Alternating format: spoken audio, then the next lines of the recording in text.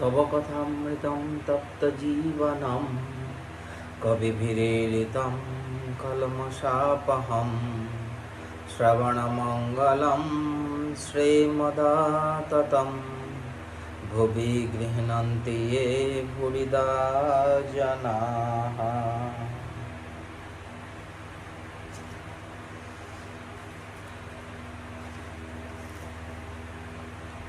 তোমার কথামৃত তাপদগ্ধ জনগণের জীবনস্বরূপ মুনিগণ কর্তৃক কীর্তিত পাপসমূহের বিনাশক, শ্রবণ মাত্রই মঙ্গলপ্রদ ও সকল সম্পদের আকর।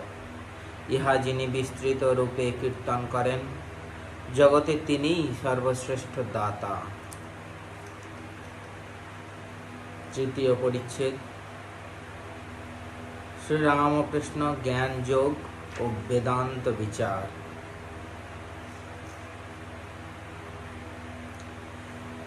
বিদ্যাসাগর মহাপণ্ডিত যখন সংস্কৃত কলেজে পড়িতেন, তখন নিজের শ্রেণীর সর্বোৎকৃষ্ট ছাত্র ছিলেন।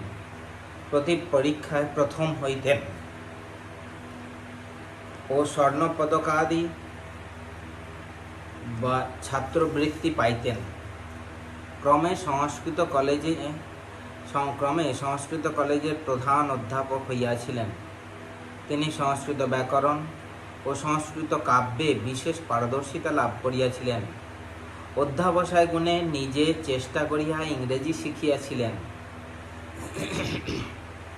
ধর্ম বিষয়ে বিদ্যাসাগর কাহাকেও শিক্ষা দিতেন না। তিনি দর্শনাদি গ্রন্থ পড়িয়াছিলেন। মাস্টার একদিন জিজ্ঞাসা করিয়াছিলেন, আপনার হিন্দু দর্শন কিরূপ লাগে? তিনি বলিয়াছিলেন, আমার তো বোধ হয় ওরা যা বুঝতে গেছে বুঝাতে পারে নাই।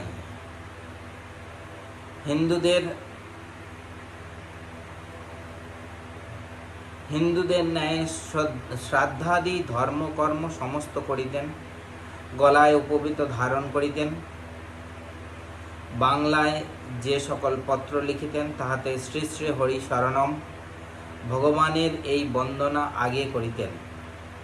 মাস্টার আর একদিন তাহার মুখে শুনিয়াছিলেন, তিনি ঈশ্বর সম্বন্ধে কিরূপ ভাবেন। বিদ্যাসাগর বলিয়াছিলেন, তাকে তো জানবার জো নাই, এখন কর্তব্য কি? আমার মতে কর্তব্য আমাদের নিজের এরূপ হওয়া উচিত যে সকলেই যদি সেরূপ হয়, পৃথিবী স্বর্গ হয়ে পড়বে। প্রত্যেকের চেষ্টা করা উচিত যাতে জগতের মঙ্গল হয়। বিদ্যা ও অবিদ্যার কথা কহিতে কহিতে ঠাকুর ব্রহ্মজ্ঞানের কথা কহিতেছেন। বিদ্যাসাগর মহাপণ্ডিত, স্বরদর্শন পাঠ করিয়া দেখিয়াছেন, বুঝি ঈশ্বরের বিষয় কিছুই জানা যায় নাই। শ্রীরামকৃষ্ণ, ব্রহ্ম বিদ্যা ও অবিদ্যার পার, তিনি মায়াতীত।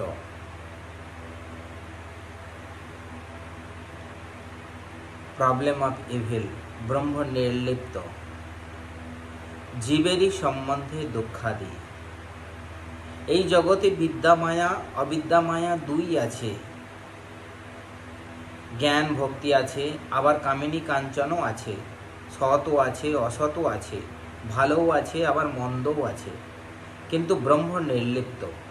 ভালো মন্দ জীবের পক্ষে, সৎ অসৎ জীবের পক্ষে, তাঁর ওতে কিছু হয় না। যেমন প্রদীপের সম্মুখে কেউ বা ভাগবত পড়ছে, কেউ বা জাল করছে। প্রদীপ নির্লিপ্ত। সূর্য শিষ্টের উপর আলো দিচ্ছে, আবার দুষ্টের উপরও দিচ্ছে। যদি বলো দুঃখ পাপ অশান্তি এ সকল তবে কি, তার উত্তর এই যে ও সব জীবের পক্ষে, ব্রহ্ম নির্লিপ্ত। সাপের ভিতর বিষ আছে, অন্যকে কামড়ালে মরে যায়, সাপের কিন্তু কিছু হয় না।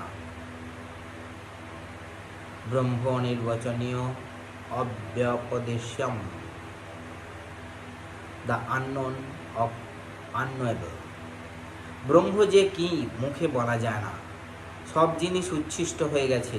বেদ পুরাণ তন্ত্র স্বরদর্শন সব এঁটো হয়ে গেছে। মুখে পড়া হয়েছে, মুখে উচ্চারণ হয়েছে, তাই এঁটো হয়েছে। কিন্তু একটি জিনিস কেবল উচ্ছিষ্ট হয় নাই, সেই জিনিসটি ব্রহ্ম। ব্রহ্ম যে কি আজ পর্যন্ত কেহ মুখে বলতে পারে নাই। বিদ্যাসাগর বন্ধুদের প্রতি। বাহ, এটি তো বেশ কথা। আজ একটি নতুন কথা শিখলাম। শ্রীরামকৃষ্ণ। এক বাপের দুটি ছেলে ছিল। এক বাপের দুটি ছেলে। ব্রহ্মবিদ্যা শিখবার জন্য ছেলে দুটিকে বাপ আচার্যের হাতে দিলে কয়েক বছর পরে তারা গুরুগৃহ থেকে ফিরে এলো। এসে বাপকে প্রণাম করলে। বাপের ইচ্ছা দেখেন এদের ব্রহ্মজ্ঞান কিরূপ হয়েছে।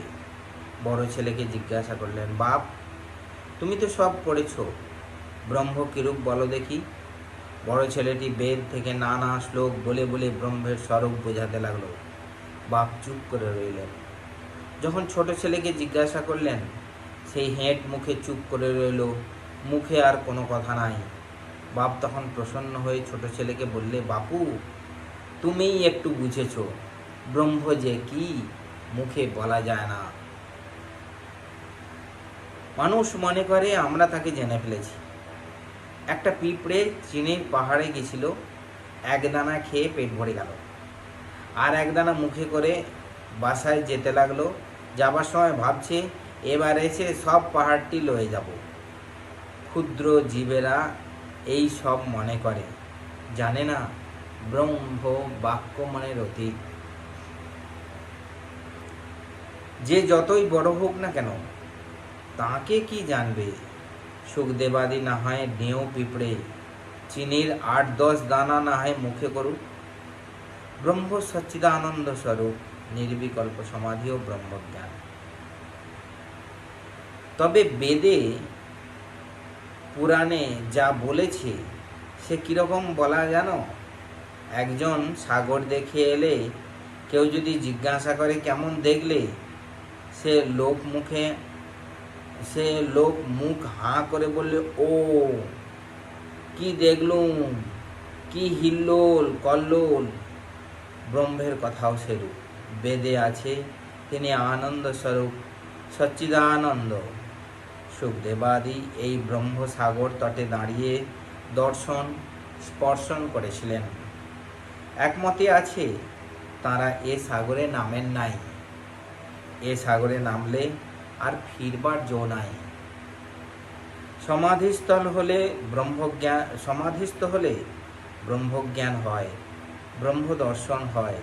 সে অবস্থায় বিচার একেবারে বন্ধ হয়ে যায়, মানুষ চুপ হয়ে যায়। ব্রহ্ম কি বস্তু মুখে বলবার শক্তি থাকে না। লুনের ছবি লবণ পুত্তলিকা সমুদ্র মাপতে গেছিল, সকলের হাস্য। কত গভীর জল, তাই খপর দেবে, খপর দেওয়ার হলো না। যাই নামা অমনি গলে যাওয়া, কে আর খপর দিবে। একজন প্রশ্ন করিলেন, সমাধিস্থ ব্যক্তি যাহার ব্রহ্মজ্ঞান হয়েছে, তিনি কি আর কথা কন না? শ্রীরামকৃষ্ণ বিদ্যাসাগরের প্রতি। শঙ্করাচার্য লোক শিক্ষার জন্য বিদ্যারামী রেখেছিলেন, ব্রহ্ম দর্শন হলে মানুষ চুপ হয়ে যায়। যতক্ষণ দর্শন না হয় ততক্ষণই বিচার। ঘি কাঁচা যতক্ষণ থাকে ততক্ষণই কলকলানি। পাকা ঘির কোনো শব্দ থাকে না। কিন্তু যখন পাকা ঘি আবার কাঁচা লুচি পড়ে, তখন আর একবার ছ্যাঁক কলকল করে। যখন কাঁচা লুচিকে পাকা করে, তখন আবার চুপ হয়ে যায়। তেমনি সমাধিস্থ পুরুষ লোকশিক্ষা দিবার জন্য আবার নেমে আসে, আবার কথা কয়। যতক্ষণ মৌমাছি ফুলে না বসে ততক্ষণ ভন ভন করে।